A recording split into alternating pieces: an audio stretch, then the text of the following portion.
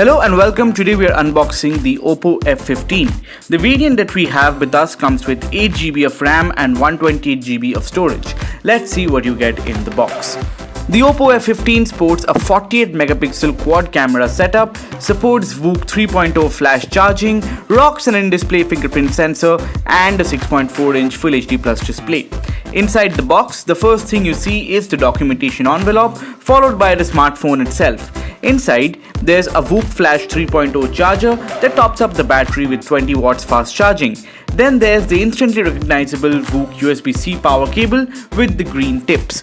Inside the envelope is a TPU silicone case that fits well in the phone, protecting it from damage. You also get a document needed to claim warranty and a user guide inside.